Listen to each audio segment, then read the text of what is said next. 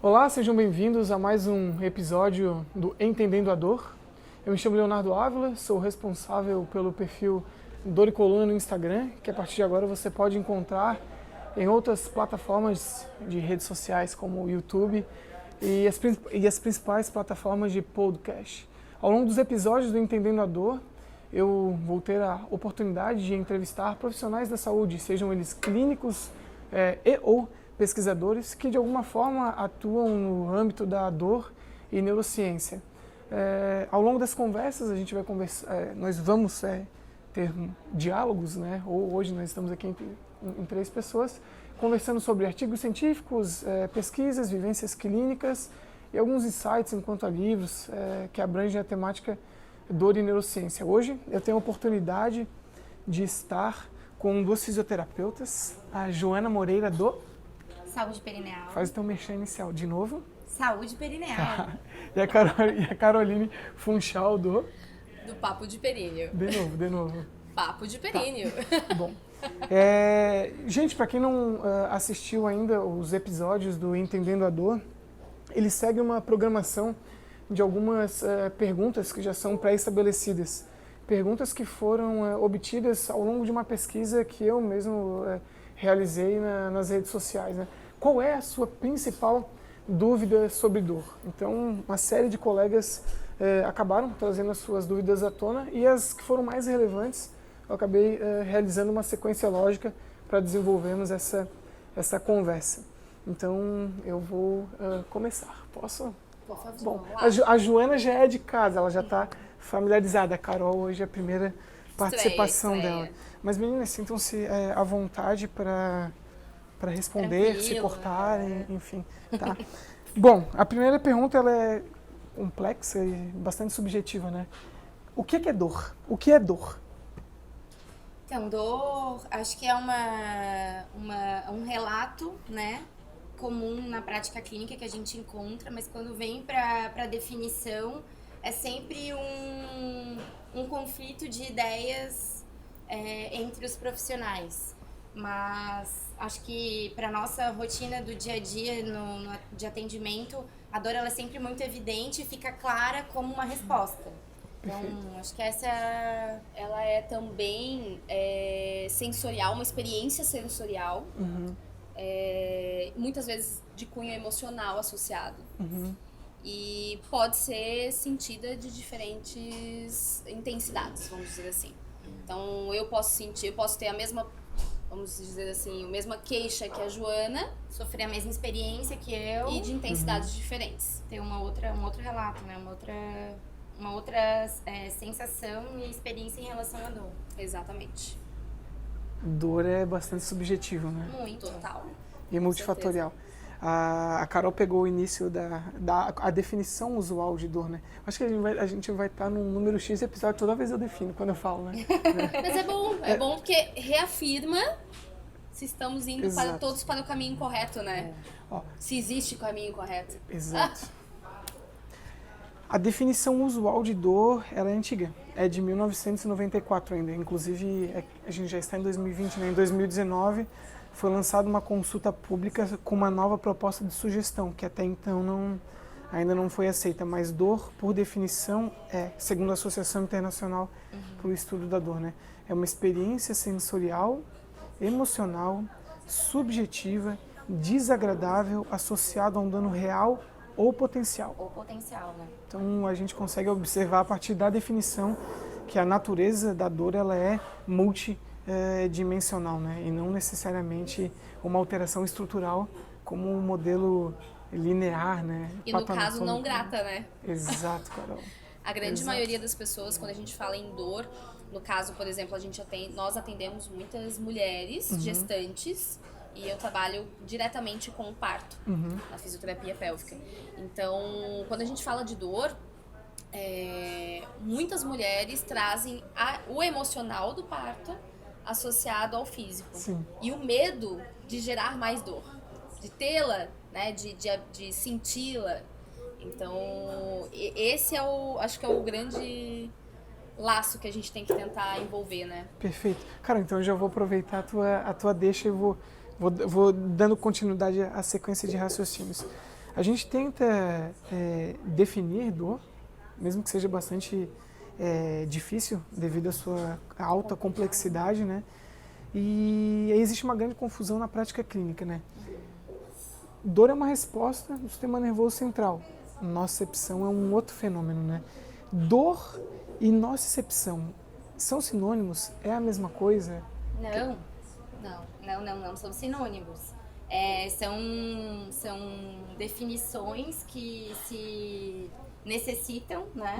Mas dor como o final, a resposta lá no final, né, da interpretação desse estímulo nociceptivo. Perfeito. Então é o primeiro estímulos diferentes. É o primeiro, a nocicepção é o primeiro momento. Perfeito. A dor Da tá lá no recepção. final, né? Tá lá. E talvez a nocicepção nem traga dor, nem traga a sensação de dor, né, na minha análise ou na análise de outra pessoa com o mesmo estímulo. Às vezes o mesmo estímulo pode causar dor em você, na Joana não. E em mim parcialmente. Perfeito. A presença de nocicepção não se traduz numa experiência em dor. Dolorosa. E para sentir ou para perceber a dor, não necessariamente é preciso ter ou experienciar um estímulo nociceptivo. Né? Exato. Tá. Seguinte, então se a gente tenta de alguma forma definir dor, deixamos claro que dor e nocicepção não são sinônimos. Quando vocês escutam, né, de outros profissionais da saúde, da mídia, da sociedade, ou até um entendimento de pacientes que é fruto dessa informação duvidosa que acaba pairando por aí, sinto dor, logo estou machucado. Esse pensamento é um pensamento que vocês consideram atual ou já é uma coisa, um pensamento obsoleto, antiquado? Total. Ele é obsoleto, mas ele é atual na prática, né? O que as pessoas têm de cultural, sabendo da nomenclatura dor, é isso. Né? Buscar o machucado, a injúria, né? A injúria, a lesão, enfim. E tá totalmente ultrapassado. Hoje, com os estudos, a gente já sabe que dor é muito mais do que uma lesão e muitas vezes não está relacionada à lesão. Por isso. Às vezes a gente até tem uma dificuldade na prática clínica em relação a isso, porque às vezes o paciente não chega até nós para buscar o tratamento exatamente porque esbarra com outro profissional nesse meio do caminho, não dizendo que é uma profissão ou outra, pode ser um outro fisioterapeuta. Qualquer profissional da saúde. E aí, se nesse momento o paciente ele é questionado ou acaba sendo referenciado, a tua dor não tem nada machucado, o que justifica essa dor? Então, o paciente passa a ter um descrédito em relação à sua própria sensação, né? Exato. E ele entra num limbo como se aquilo não houvesse opção de tratamento. Exatamente. A gente fala assim, Léo, porque o nosso público, a Carol está especificamente ali agora vivenciando muito acompanhamento de parto na obstetrícia, mas no atendimento em consultório a gente acaba reabilitando muitas mulheres com dor vaginal, né? E a dor vaginal é uma queixa que durante uma avaliação, uma consulta, nem sempre ela é valorizada. Primeiro porque inúmeras vezes a gente não encontra uma injúria na avaliação. Então não tem uma lesão tecidual, não tem um machucado, não tem não tem uma prévia infecção que justifique desencadear um processo de alteração nociceptiva. Enfim, não tem nada físico que justifique. Então essa mulher acaba não recebendo o diagnóstico ou a possibilidade de conhecer um caminho de tratamento, né? Exatamente. Para aquela dor que ela tem. Que ela está relatando. E aí a gente entra até num triste fato, né, de deboche em relação à dor. Porque não é nenhuma nem duas. A gente tem relatos de pacientes que são orientadas a tomar vinho, a trocar de parceiro, a relaxar enquanto tem a experiência dolorosa em relação à sexualidade. É bem complicado, né? E saindo um pouco dessa parte só da sexualidade também, mas a gente também não pode deixar de lado a coloproctologia, pacientes que têm dificuldades para evacuar, que geram dor, injúrias, fissuras bem importantes durante a evacuação, e isso também, falar de xixi e cocô também é muito tabu, assim como dor sexual. A gente fala de xixi, cocô e sexo o dia inteiro. Olha só que coisa. Então, assim, são situações que levam à dor do paciente e muitas vezes é tratada só a injúria e não o psicossocial do paciente, vamos dizer assim, né? Sabe o que é curioso? o que eu falei, o que a Joana falou e o que a Carol falou são todos entendimentos frutos de um raciocínio que é linear, né? Um raciocínio fruto também do modelo patoanatômico. Mesmo que o modelo patoanatômico tenha essa plausibilidade biológica, né? Tem uma alteração estrutural, logo tenho dor, ele é uma hipótese. E inclusive é uma hipótese porque ele já foi testado, já foi falseado e mesmo assim continua sendo perpetuado. Então isso é muito delicado, né? Volta ao mérito, né? Parte significativa da nossa prática clínica, quando eu digo nossa, não estou me referindo ao Léo, a Carol, ou a Joana, eu digo ao profissional da saúde, né? Parte significativa da prática clínica ainda é pautada no senso comum. Mas, Léo, agora eu vou fazer uma pergunta. Ai, invertendo papéis. Invertendo os papéis, quadro novo. Sacanagem. O porquê, o que é mais fácil para o profissional da saúde, no geral, que não entende a dor, fazer quando o paciente nos diz que tem dor? Avaliar se tem injúria ou não. Certo. Se não tem injúria, passa a mão na cabecinha, querido. Não, volta aqui depois que a gente vê como é que tá a tua dor. E não direcioná-lo para um tratamento que talvez seja um pouco mais amplo. Sim. Sair fora da caixa. Sim. Esse convite a sair da caixa, em que momento que a gente pode fazer pra galera, né? O profissional da saúde, a gente primeiro tem que lembrar que são seres humanos, né? E é uma frase que eu uso muitas vezes. A mente humana é crente e totalmente enviesada. Então, nós tendemos a inferir causalidade onde não há. Né? É muito comum você, na condição de clínico, ter a oportunidade de avaliar alguém tendo um conhecimento raso sobre dor ou não tendo o conhecimento mínimo necessário e inferir causa e efeito onde a literatura mostra que não há. Então, puxando um pouquinho para aquilo que eu atendo e estudo diariamente, profissionais que acabam inferindo causalidade entre dor e um achado no exame de imagem, dor e uma condição postural, dor e o fato de você realizar um movimento de uma determinada causa.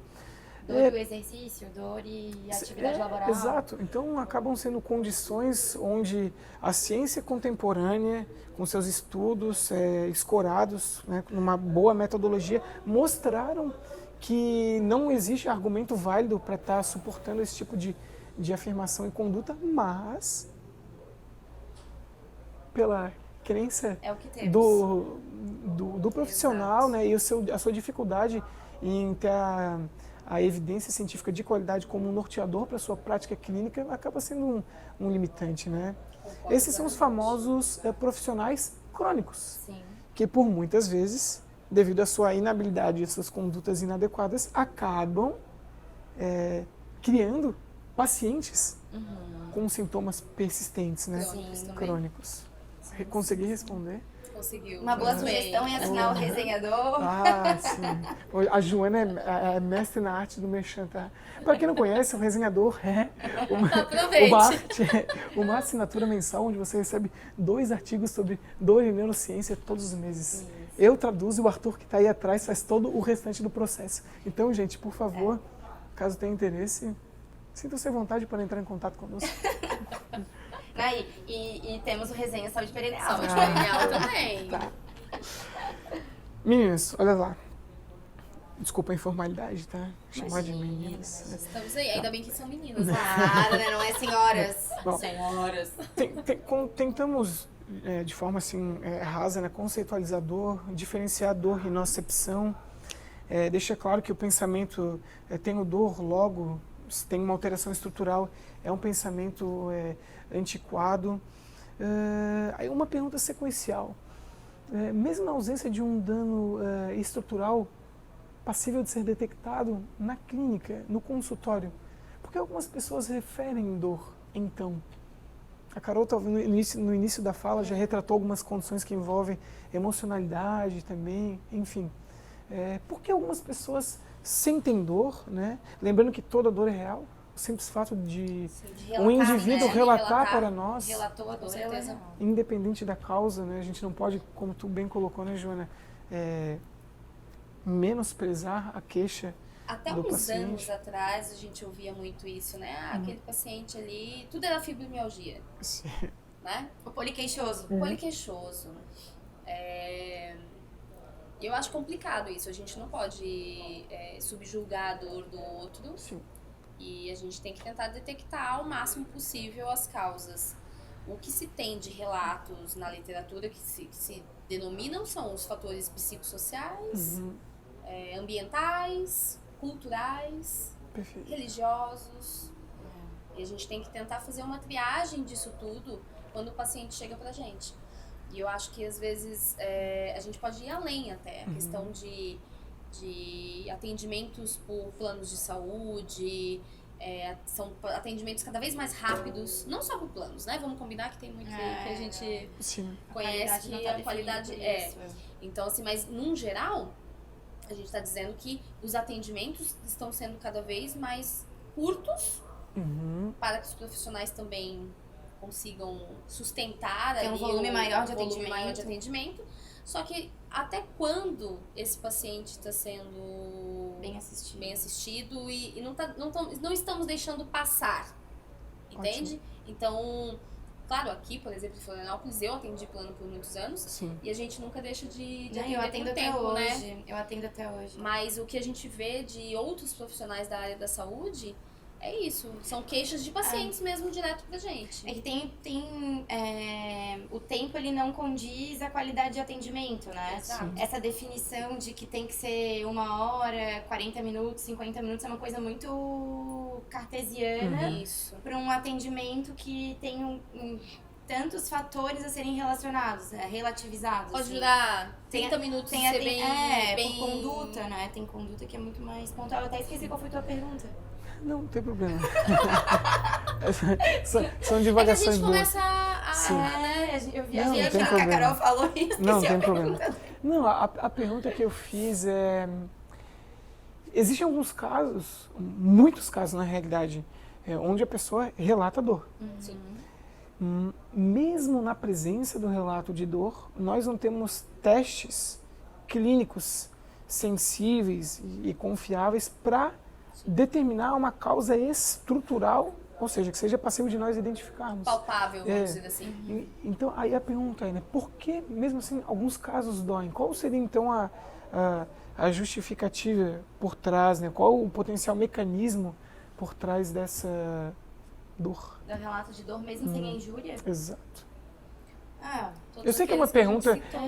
não é uma prova de sim, fogo, né, gente? É só uma sim, pergunta sim, realmente sim, para sim. convidar a reflexão. N possibilidades, né? Até mesmo uma falha estrutural de condução de sistema nervoso periférico, como alguma alteração de interpretação do sistema nervoso central, estruturalmente falando, né? Ou então uma condição mesmo interpretativa em relação à crença, religião, cultura, por exemplo, quando a gente fala em atividade sexual, que a realidade acaba De puxando geral, para né? isso, Não, né? A gente fica à vontade. acaba puxando para isso porque Não, é o que fica a à gente vontade. trabalha. Fica à vontade. Muito se mistura a crença religiosa, né? Então, tem mulheres que são criadas em um ambiente familiar em que a atividade sexual é pecado, é pecado, é pecado, é pecado, é pecado, é pecado.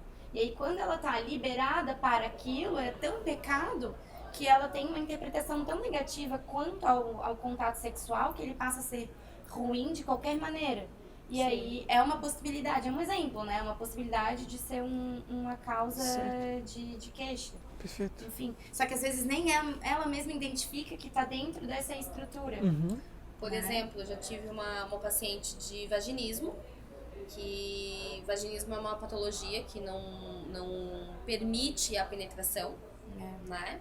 Ou penetrações parciais, vamos dizer assim.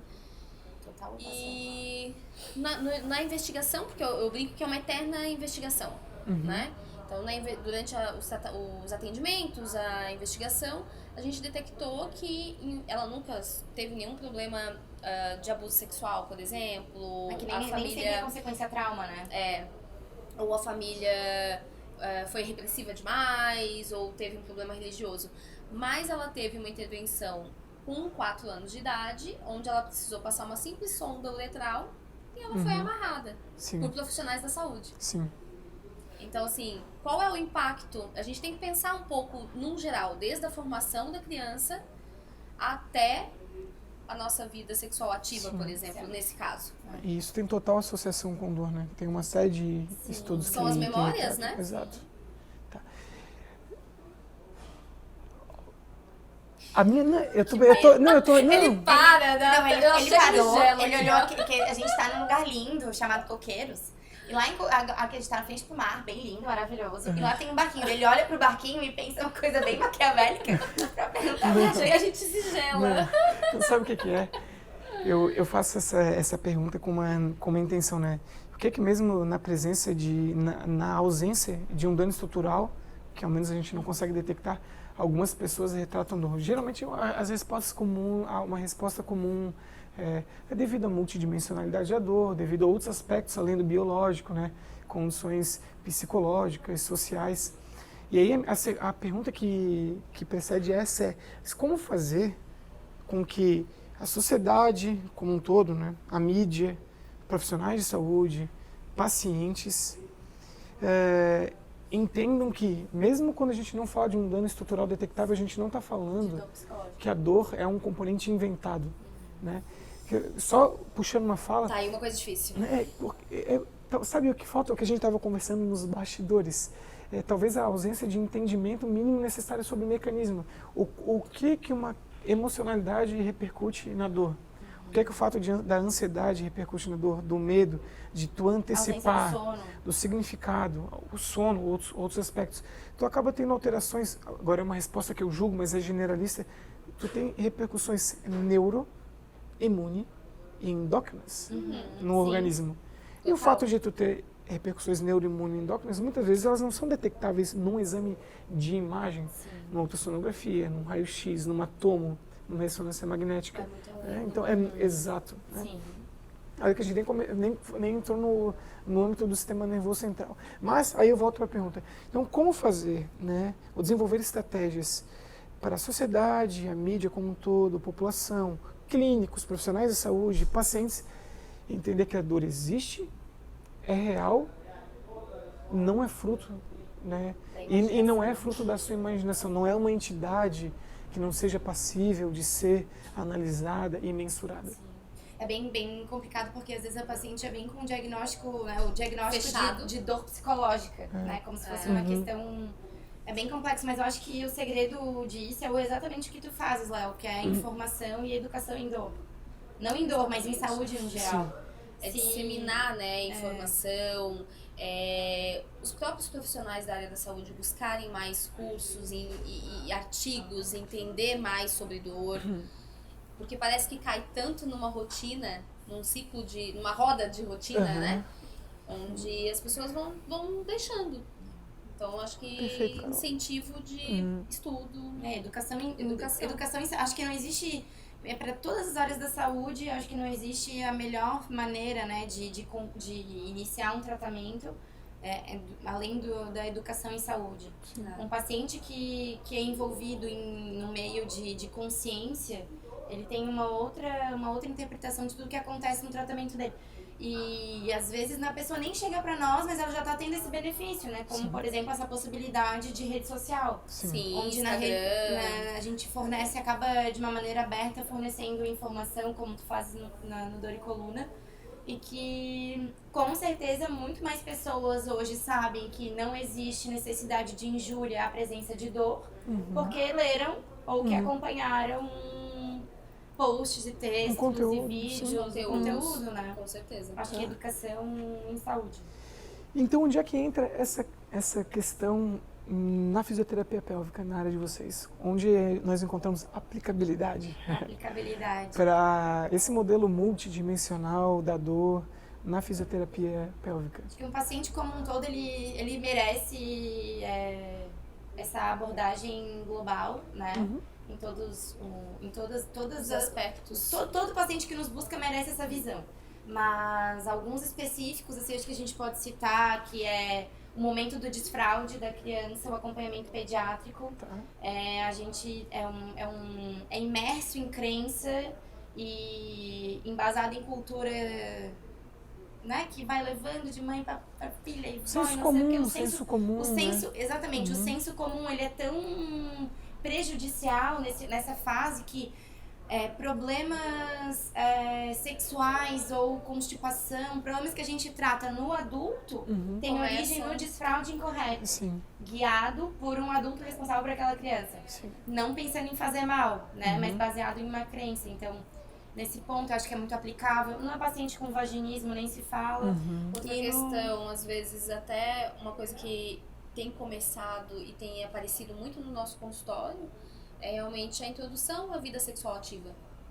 Por que aquela menina ela tem que ir num ginecologista, fazer todo um primeiro check-up após a primeira menstruação, por exemplo, e ela não pode se autoconhecer perinealmente falando.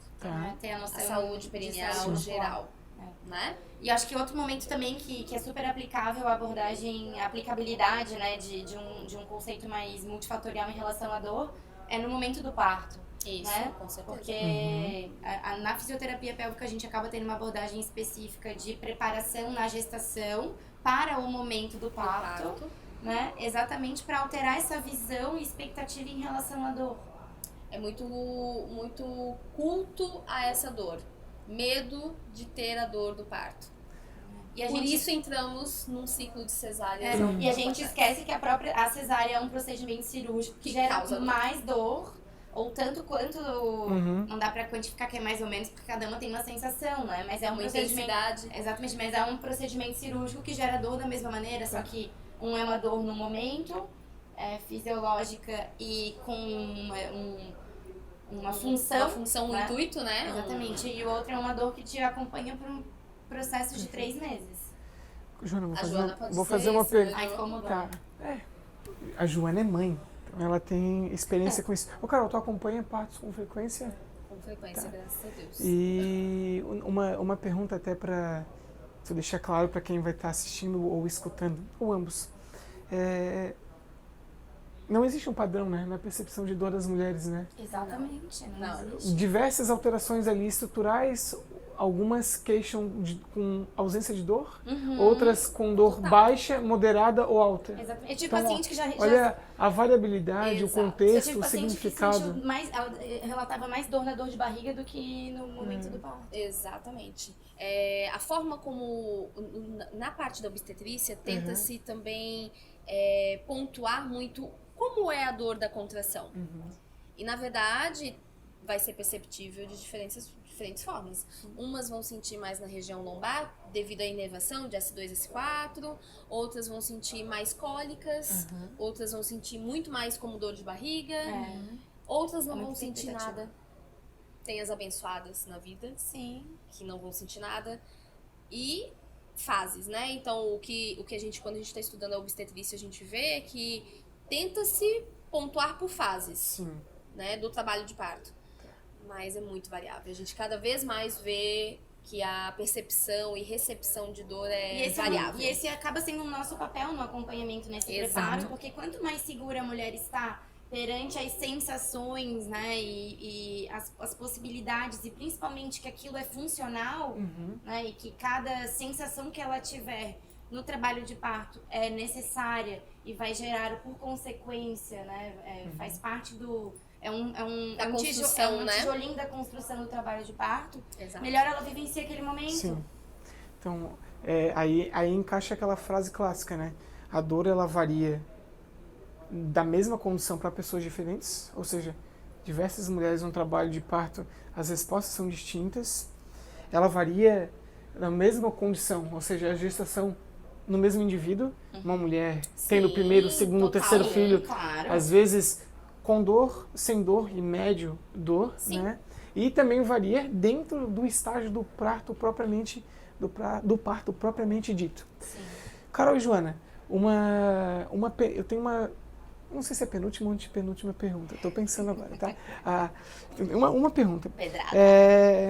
Na área de vocês, então, né, na fisioterapia pélvica, os profissionais da saúde, eles estão preparados para uma abordagem mais abrangente? Ou seja, além do aspecto patoanatômico estrutural? A gente fala, a gente não fala.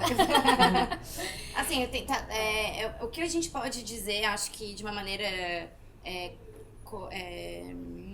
embasada, é que os profissionais da nossa área, como é uma área nova, Léo, relativamente nova, eu e a Carol, eu e a Carol aqui na cidade, nós somos da primeira turma de especialistas da região.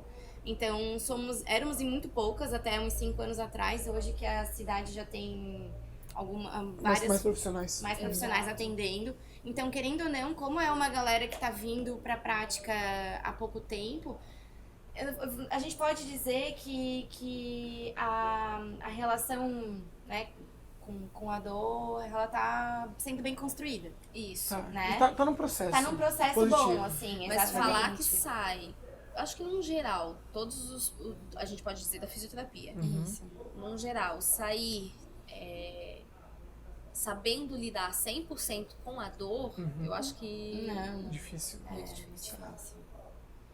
E a gente pode dizer isso dentro da nossa especialidade, que eu acho que a galera tá bem afinada, assim, tá todo mundo buscando, e eu até, sempre que eu tenho oportunidade, eu acabo indicando e volta e meia reposto coisas tuas, porque eu acho que é necessário essa consciência e ciência, até mesmo do início, né, da terminologia, porque às vezes nos falta na formação. Até a total complexidade da dor, exatamente. né? Agora uma pergunta. Não é só um gancho do que vocês deixaram. A gente deixa a bola quicando, ele vai lá e... Mas, será que o entendimento, né, e os profissionais da área de vocês estarem familiarizados realmente é o retrato do cenário geral? Acho que não. Ou é aquele, digamos assim, aquele viés, porque vocês já estão convivendo com esse perfil de pessoa e por consequência acaba influenciando e estando com pessoas que têm uma linha de raciocínio em comum. Exatamente. Né? Talvez não seja o recorte do cenário atual. No geral, eu e a Joana, a gente acabou se unindo pra trabalhar juntas. A gente já trabalhava como parceiras, mas agora a gente tem a oportunidade de estar trabalhando lado a lado. Dividir espaço. E justamente, acho que por isso, assim, porque você vai criando formas uma linha de raciocínio que atrai alguns colegas que têm essa... Eu acho que até mesmo por estar um pouco de tempo à frente no mercado aqui na região, ou até mesmo, né, geral, falando exatamente, e o pessoal segue um pouco. Mas o que eu queria acrescentar em relação a isso é que o nosso público, por ser um atendimento específico e tão íntimo, acho que traz essa necessidade também.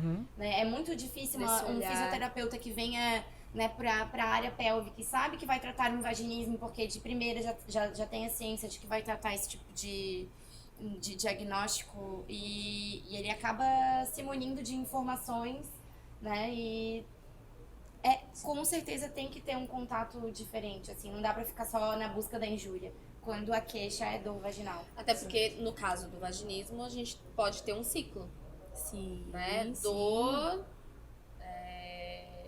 ativação por meio ambiental, por meio religioso, que leva à dor, que leva ao medo, que leva à contração do assoalho pélvico. Que daí, aí pode vir trazer o que é visualmente encontrado na inspeção, né, no atendimento. Tá. Ô, Joana e Carol, deixa eu fazer aquela última pergunta. Tá bom, vai. Tá, a última. Não, na realidade não é uma pergunta, é só um convite para quem está assistindo, e eu vou fazer pro André, que chegou ali agora. Ele já vai estar preparado porque ele vai escutar agora, né? Tem um dado bem curioso, né? Da IASP, né? Da Associação Internacional para o Estudo da Dor. 1 a cada 5 pessoas sofre com dor persistente. Mas o que me instiga dentro disso é: por que algumas pessoas melhoram e outras não? Tendo em vista que, se você fosse basear, por exemplo, naquilo que a gente sabe que não devemos, numa condição estrutural, são iguais. Por que algumas pessoas melhoram dos seus sintomas e outras não? Pois então, é a dúvida que não quer calar, né, querido? Pelo menos a pergunta foi feita, né? A gente resposta que a gente espera. Sim. O André, tá aí nos bastidores. Por que algumas pessoas melhoram e outras não. Mistério a ser revelado. Ô Arthurito, tu já escutou isso aqui algumas vezes e já participaste de vários eventos. Qual que é a tua hipótese? Tens alguma hipótese? A Fernanda, como a Fernanda está? Bem. A Fernanda, noiva, namorada, Qual é a teve uma do status? fraturou, O status não funcionou no vídeo. fraturou uma... Uma costela? Foi uma faceta que ela fraturou, né? Ela Não, fraturou o processo transverso. Processo transverso É. Delícia. Como ela está hoje? recuperado. Já voltou a treinar? Crossfit. CrossFit. Faz quanto tempo? 45 dias. E por que algumas pessoas não melhoram Exato. e outras melhoram? Fernanda buscou a solução. Quem assistir esse vídeo e quiser comentar, comente, Façam seus responda. comentários. porque Quem vai estiver ser assistindo esse bem podcast útil para nós também. e tiver interesse em responder a mim, ao André, Rogério, Abreu, ao Arthur, a Carol, a Joana, fique à vontade. Carol e Joana, onde é que o pessoal que está escutando vocês, ou assistindo vocês, ou ambos, pode encontrá-las? Lá na internet, Instagram. Lá na internet. Lá na internet, aqui na internet. Aqui na internet, em toda a internet. Chato. Faça o seu... Mas é que lá na Faça- internet. venda- qualquer venda- site, é faça o seu YouTube, jabá aí. É no site, no YouTube, é em todos os canais, todos os meios. Saúde perineal é onde o pessoal consegue me encontrar. Perfeito. No meu caso, @papo de períneo com D mudo. E se quiser seguir a nossa rede social da nossa clínica também, clínica Funchal Físio, de fisioterapia pélvica e obstétrica, seria @Funchal Físio. E vocês gostariam de deixar uma mensagem final? Capciosa, não pode ser delicado. O nosso convite é que todo mundo acrescente no seu primeiro contato com o paciente e questione se essa mulher tem dor vaginal ou dor durante a atividade sexual. Acho que isso é primordial. E eu diria mais, porque só nas mulheres, Ah, sim. nos homens também. Então, urologistas, ginecologistas, fisioterapeutas, psicólogos, nutricionistas, todos da área da saúde, eu acho que deveriam. Na verdade, vamos abrir então. Tem algumas perguntas que acabam trazendo, que acho que todos os profissionais deveriam acrescentar, né? Bases. Que nós temos soluções, que temos uma resolução que acaba trazendo uma grande melhora na qualidade de vida.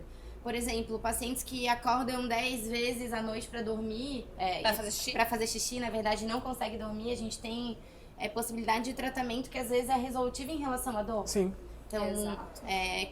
paciente que tem queixa álgica, né, que te procura relatando dor, ele tem que ser questionado quantas vezes faz xixi durante a noite. Isso não é assunto só de físio pélvico, é assunto para todo mundo. Então, quantas vezes faz xixi à noite? Se tem uma Tendo em boa... vista a alta associação entre prejuízo no sono e dor persistente. Né? Exatamente. A Assim alta como associação. nós, fisioterapeutas pélvicos, devemos também pensar se esse paciente tem alguma injúria ou queixa dolorosa em toda a coluna, não só em pelve. Não olhar Eu somente acho que o para o nosso olhar segmento onde dói. não tá mudando, sabe, Léo? É. Acho que as coisas estão, a gente tá abrindo a mente da maioria dos fisioterapeutas pélvicos no geral. Deixar de olhar só a pelve e começar também a dar sua importância para abdômen, lombar, Para o cervical. Lembrei de uma frase que um paciente, Enfim. meu primeiro paciente homem me falou: Joana, pra quem tem um martelo, qualquer problema é um prego. Isso. Então a gente tem que sair desse raciocínio, né? E tentar ter uma visão. Então, quem, mesmo não trabalhando especificamente com saúde perineal, com a questão pélvica, trazer esse questionamento que às vezes vai ser a virada de chave em relação ao tratamento do paciente com uma dor de queixa lombar, por exemplo. Exato. Ô, Joana, já que tu é de casa, fecha aí então, faz o meu merchan para não ser eu me auto-enaltecendo. Sigam acompanhando Dor e Coluna, então, no Instagram, nas redes sociais.